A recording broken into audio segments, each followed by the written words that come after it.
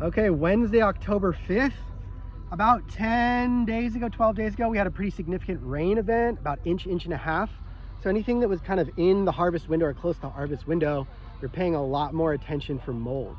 And I wanted to take a second and talk about the difference of clones versus plants grown from seed and mold.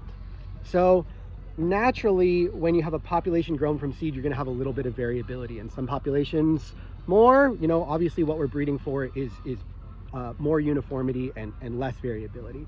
What I'm seeing in our field right now is that the populations of clones that don't have great mold resistance, all the plants have mold on them. Like every single plant has a few places of botrytis.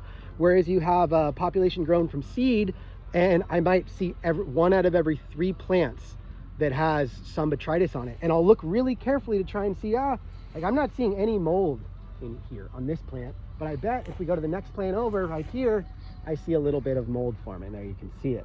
So that's what I'm seeing in these populations of seeds. And this is a line that I wouldn't say has great mold resistance. It has decent, but I'm not seeing mold on every plant. Whereas a clone population, once it starts, you pretty much see it on every single plant without fail.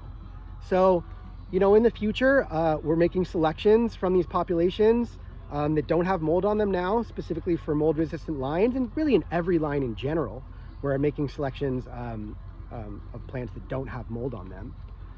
And then breeding those plants, either selfing them or breeding them to another line to make a cross that is going to have superior mold resistance. So that's kind of the recap of where we're at in our field right now, and thinking forward to what we're going to be releasing in the future. Always selecting for good mold resistance in everything that we do.